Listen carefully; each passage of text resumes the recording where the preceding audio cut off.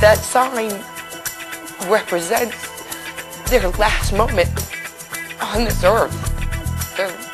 The heart stopped beating right there. Her head was crushed in, and her beautiful smiling face was gone. I would say I would have probably only worked about 30 homicides instead of 192 if they just had their seatbelt on.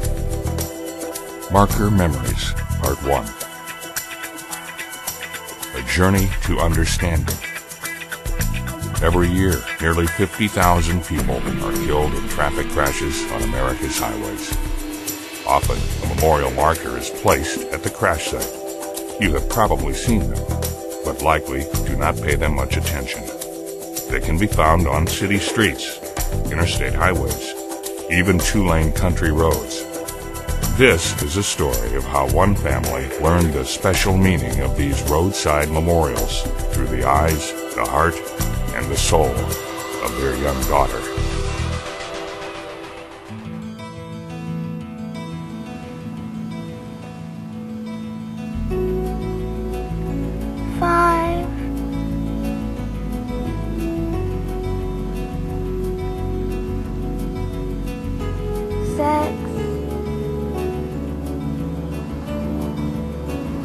What are you counting, hon? I'm counting all the signs and crosses with all the flowers. What are they for? Well, they're memorial markers to help remember the people that died in traffic crashes.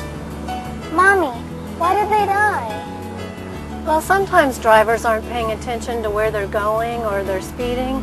And sometimes people drink alcohol and drive and cause accidents where people died. That is so sad. He knew he was speeding, and there was a speed trap ahead, and he slammed on his brakes on a motorcycle. It doesn't matter what kind of rider you are. He hit the brakes. It was a large bike. It's called a Road King, which is a very heavy bike. And when he hit the brakes, it made the bike wobble, and we traced the tire tracks. And when he went off the road, he hit the front brake, which is you're not supposed to do in a motorcycle, I guess, from my understanding. And that ejected him from the bike, and he hit that pole, and he wasn't wearing a helmet. My children are incredible because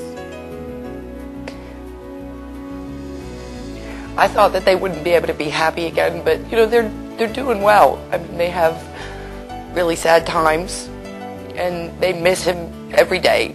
But I know that they would rather him got a speeding ticket than die. We kept putting flowers out, and then the DOT contacted me and said that I could have that memorial put out, and I was like, that would be great, because I wanted people to know that that's where he died.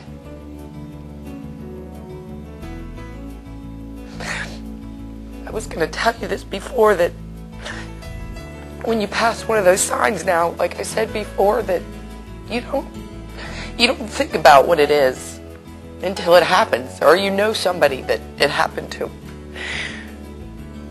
And that sign represents their last moment on this earth.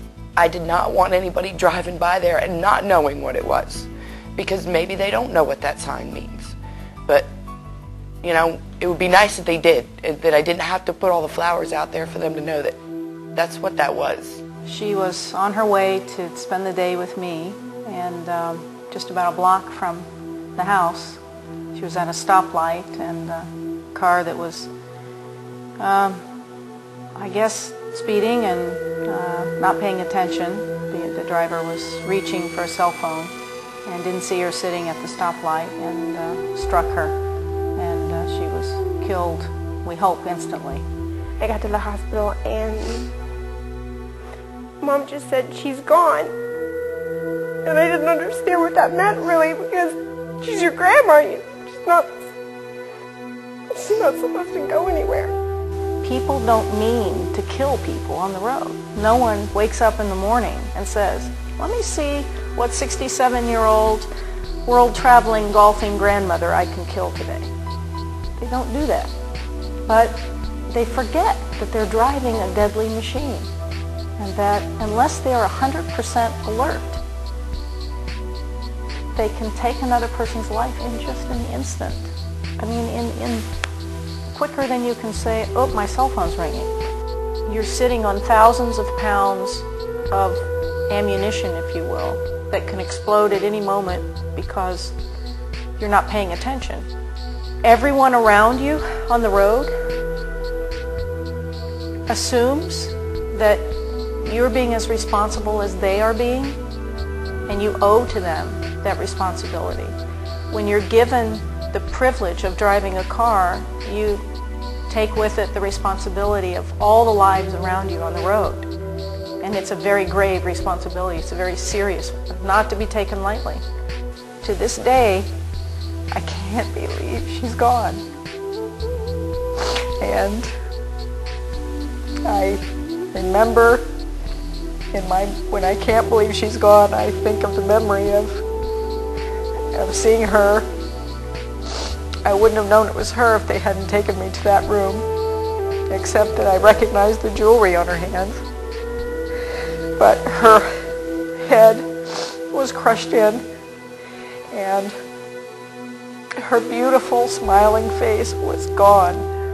My name is Alan Conklin, and I'm a law enforcement officer now for 29 years. Since 1987, I've been a traffic homicide investigator. Since that time, I've had a chance to investigate 192 traffic homicides, 4,579 traffic crashes.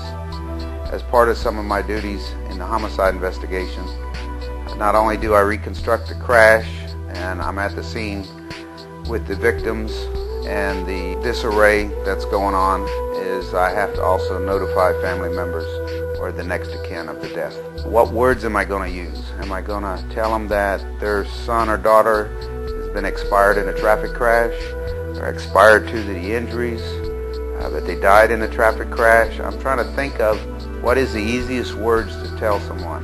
Then I drive up in the yard. Sometimes I look over and I see toys in the yards. Sometimes I see a white house, white picket fence, normal American family. Sometimes it's during Christmas and there's Christmas presents, Christmas lights on.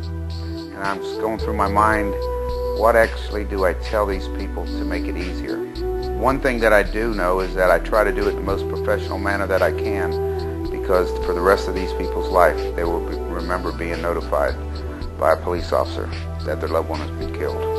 The biggest thing that comes to my mind to tell somebody is to wear their seatbelt.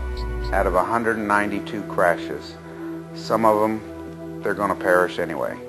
But I would say I would have probably only worked about 30 homicides instead of 192 if they just had their seatbelt on. And that's the honest to God's truth.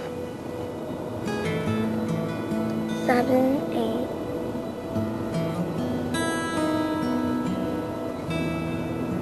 If we see another one, can we stop?